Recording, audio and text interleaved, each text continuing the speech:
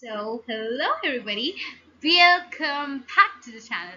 So yeah, welcome back to the channel. आज हम करने जा रहे हैं odd, a type of lyric poem. और हमने इससे पहले एक पोएट्री पे बड़ी सी वीडियो बनाई है जिसमें तुम्हारा सारा बेस बिल्कुल क्लियर हो जाने वाला है. सो उसको देख लो, डिस्क्रिप्शन में दी हुई है. उससे पहले भी सोनेट के ऊपर बना है, लिरिक के ऊपर बना है, तो ये सब भी जाके पहले वीडियोस देख लीजिए and then you can come to this video. इसमें हम सब कुछ डिस्कस करेंगे, ओरिजिन, स्ट्रक्चर, टाइप्स, कौन से फेमस पोएट, एग्जांपल्स और बाकी फॉर्म से ये कैसे अलग है पोएटिक फॉर्म, ये भी जानेंगे ओड के बारे में. So let's begin very quickly.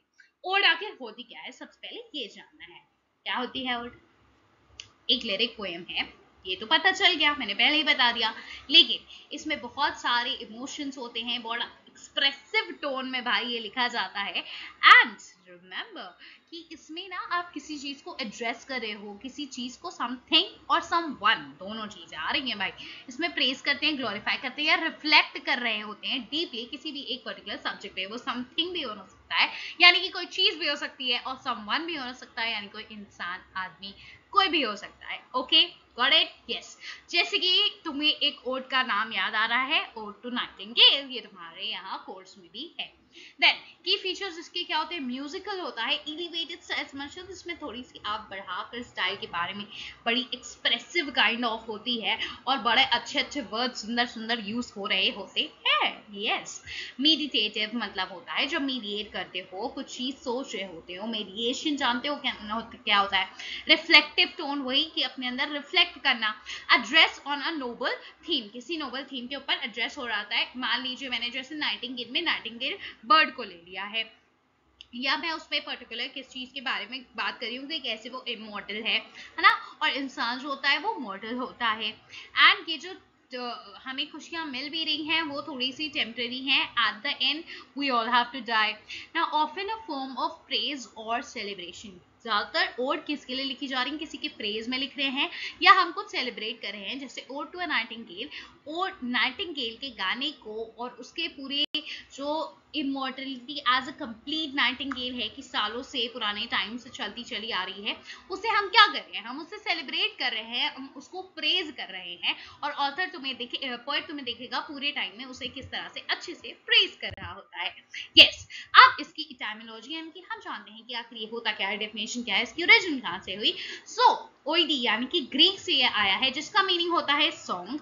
And root कहाँ है इसकी? एशियन ग्रीक पोएट्री की इसकी रूट है. कहाँ से आया है? ये बहुत इंपॉर्टेंट होता है हर चीज, क्योंकि आंसर रिटन में भी लिखोगे और एमसीक्यूज पॉइंट ऑफ व्यू भी बहुत इंपॉर्टेंट है.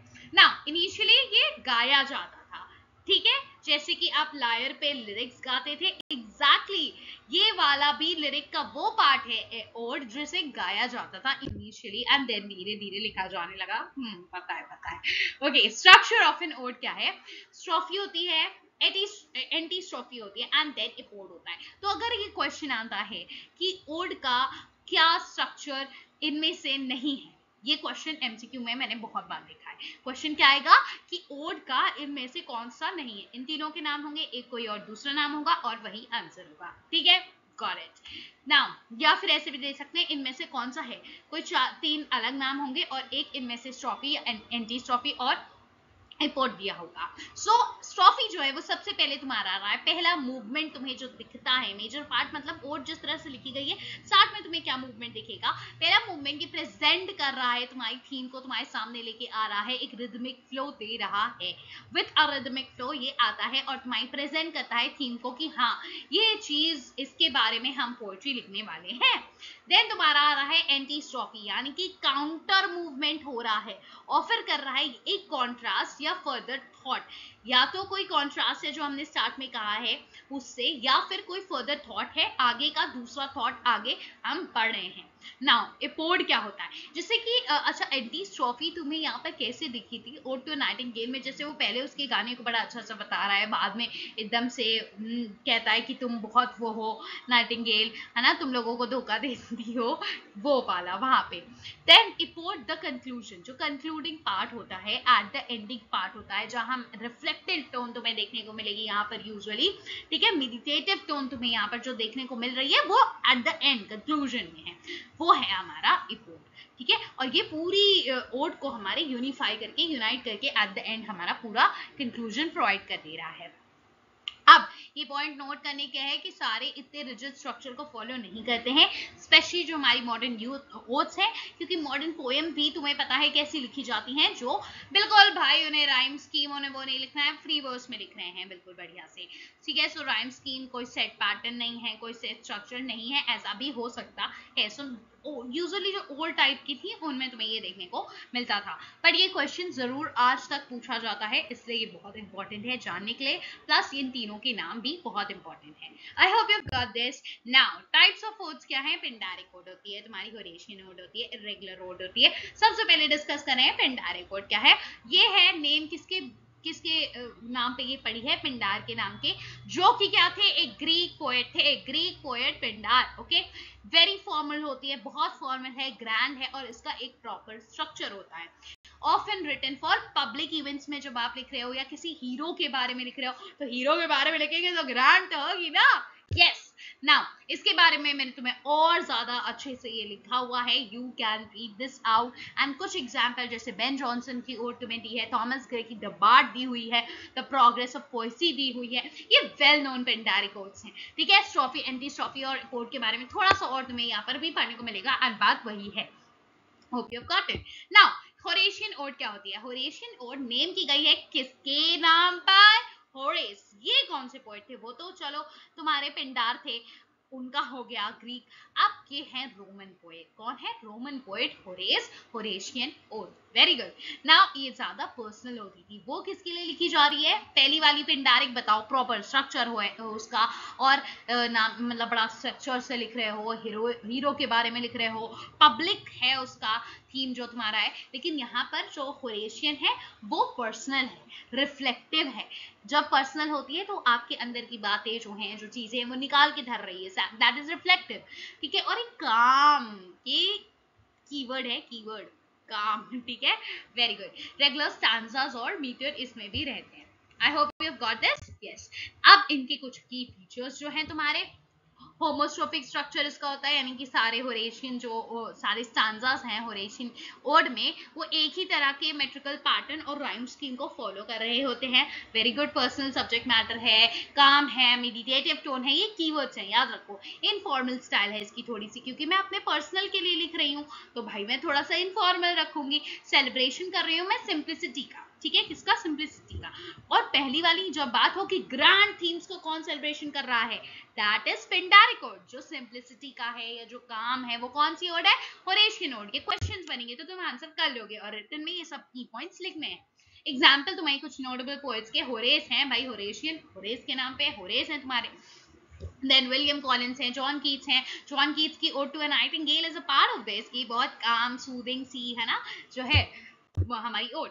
नाउ इरेगुलर ओड क्या होती हैं? इरेगुलर ओड वो होती हैं जिसमें कोई भी सेट पैटर्न नहीं है, नाम से क्लियर है, irregular. Okay, so no set pattern. Allow करता है पोएटिक फ्रीडम को। जब तुम एक ना बंधन में नहीं बंधे होते हो कि इसकी पैटर्न में लिखना है, यही करना है, यही राइम स्कीम हर जगह चलने वाली है पूरे उसमें, ये सब नहीं करना है जब, so you will be writing wondrous, बढ़िया वंडर क्रिएट करोगे, मे बी तुम्हें एक पोएटिक फ्रीडम मिल जाती है, तुम अपनी मर्जी का लिख सकते हो, राइट। सो एक इरेगुलर ओड वो टाइप ऑफ पोएम है, ओड पोएम है, जो does not conform to a fix structure या राइम, ये सब नहीं होता है पिंडार और होरेशियन की तरह, पिंडारिक और होरेशियन की तरह। इट ऑफर्स पोएट्स ग्रेटर, ज्यादा फ्रीडम दे रहा है, in form and can employ varying strength length. आप कितने भी स्ट्रेंथ की, मतलब कितने भी लेंथ का स्टैंजा लिख सकते हो, कोई दिक्कत की बात नहीं है। अलग अलग, जैसे पहला स्टैंडर्ड दूसरा स्टैंडर्ड अलग अलग मतलब लाइंस के, कोई बात नहीं, चल रहा है भाई, लेंथ उनकी अलग अलग, बिल्कुल बढ़िया चल रहा है, नो इश्यूज। राइमिंग स्कीम अलग है,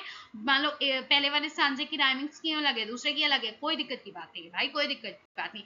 मेट्रिकल पैटर्न अलग है, कोई दिक्कत की बात नहीं है, मतलब तुम्हारा फुल फ्रीडम तुम पे है, कैसे तुम लिखना चाह रहे हो। ये किसने इन्वेंट की थी, किसके नाम पे पड़ी यहाँ नहीं है, किसने इन्वेंट की है, ये बात याद रखोगे, अब्राहम काउली। बिल्कुल बढ़िया से याद हो गया। यही सारे की पॉइंट्स दोबारा से मैंने लिखे हैं, एंड इनको देख लेना है एग्जाम्पल में कि इसकी ode to a Grecian urn है इरेगुलर ओड की एग्जाम्पल, ठीक है।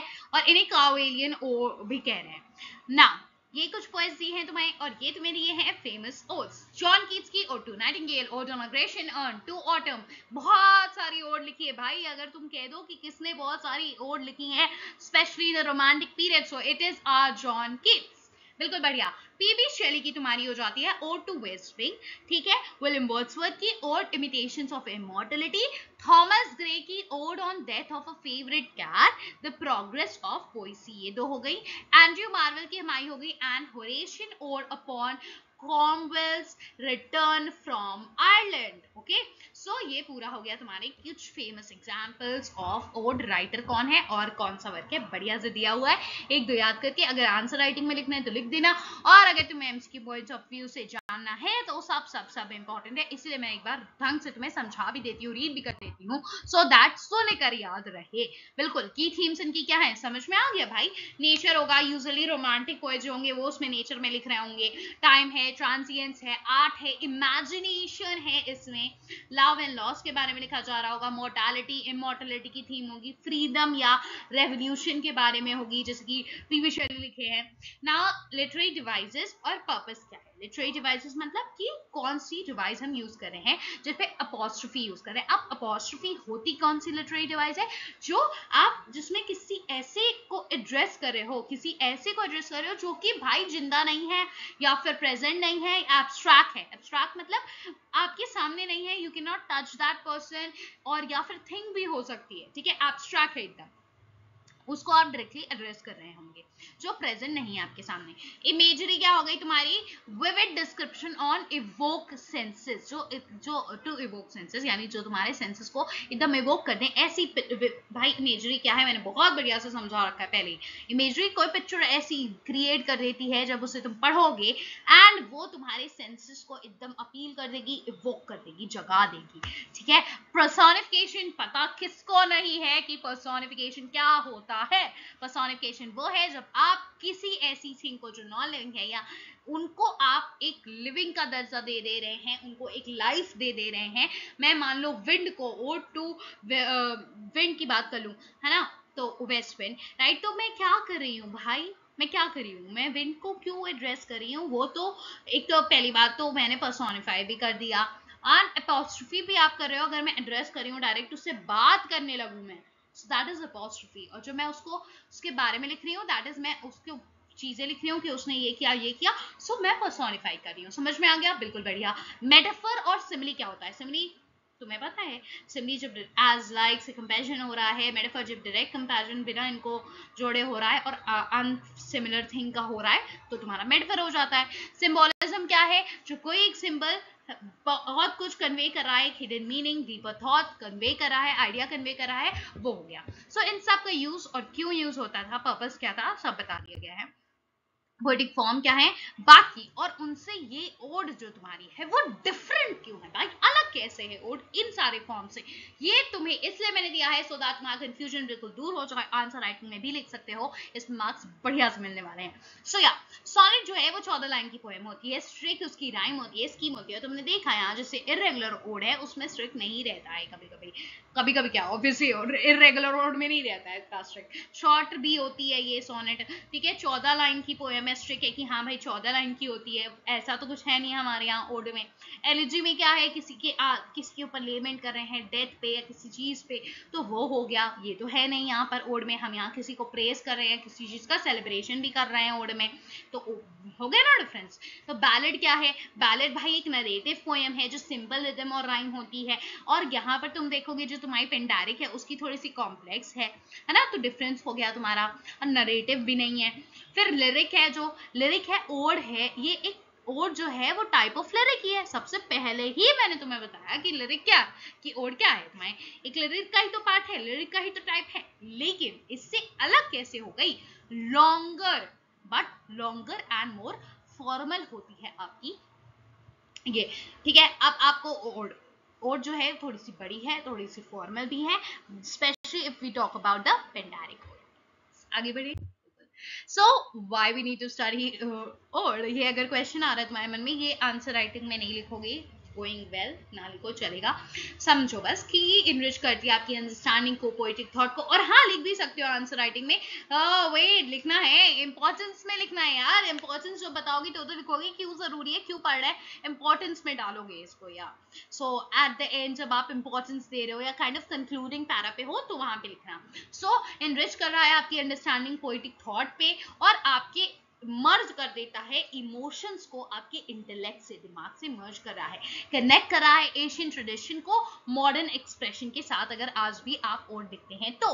और ग्रेट लिटरेरी एनालिसिस होता है किसी चीज का, मेन चीज मैं बताऊं इसका इंपॉर्टेंस क्या है, ये किसी चीज को प्रेस करने में, किसी को अप्रिशिएट करने में लिखी जाती है। तुमने मान लो अपनी किसी भी फेवरेट पर्सन के ऊपर और लिख दी या कुछ ऐसा लिख दिया, सो वो उसके लिए बहुत ज्यादा जरूरी है, बहुत बढ़िया रहता है कि किसी को जान के ही कितना अच्छा लगेगा कि आपने उसके ऊपर ओड लिखी है। Got it? एग्जाम्पल्स, लाइंस देख लेते हैं कुछ फेमस ओड्स की। ओके, सो कीट्स की ओड टू अ नाइटिंगेल में, the was not born for death, immortal bird. मैंने तुम्हें बहुत जगह बताया भी हुआ है कि वो बर्ड को, नाइटिंगेल को इमॉर्टल कह रहा है, लेकिन वो तो एक्चुअल में इमॉर्टल नहीं होती है ना। तो क्यों कह रहा है भाई? वो इसलिए कह रहा है क्योंकि नाइटिंगेल एक बर्ड को वो नहीं मान रहा है, वो इनकी पूरी स्पीशी को ही उठाकर इमॉर्टल कह दे रहा है कि भाई हम इंसान तो इमॉर्टल होते हैं, मर जाते हैं, लेकिन तुम वो पेन नहीं देखती, वो नहीं करती, और तुमने ना नाइटिंगेल बर्ड, तुम जो हो वो इमॉर्टल हो। क्यों? क्योंकि तुम आज के जमाने में ही नहीं, अगर तुम आज भी देखो तो आज के भी जमाने में मिलेगी, फिर पिछले जमाने से, कब से तुम लोगों को एकदम ऐसा डिफिकल्टी में भी वो हो, तब भी उनको इस अपने सॉन्ग से सूदिंग इफेक्ट प्रोवाइड कर पाती हो। तुम्हारी वजह से वो लोग जी पाते हैं अपनी जिंदगी, जिनकी लाइफ डिफिकल्टी में चल रही होती है। सो इसलिए तुम आज से नहीं, कई सालों से लोगों को ऐसे एक सोलेस प्रोवाइड कर रही हो, और तुम कर रही हो, कर रही थी, और करती रहोगी। सो दैट्स व्हाई ये कैसे है, इमॉर्टल है, इस सेंस में ये इमॉर्टल है। वेरी गुड, कितनी ब्यूटीफुल लाइन थी ना ये। शेली ने ओड टू वेस्ट विंड में लिखा है तुम्हारा, if winter comes can spring be far behind. ठीक है, वर्ड्सवर्थ की लाइन है, इमिटेशंस ऑफ इमॉर्टलिटी की जो ओड है उससे, the thing which I have seen I now can see no more.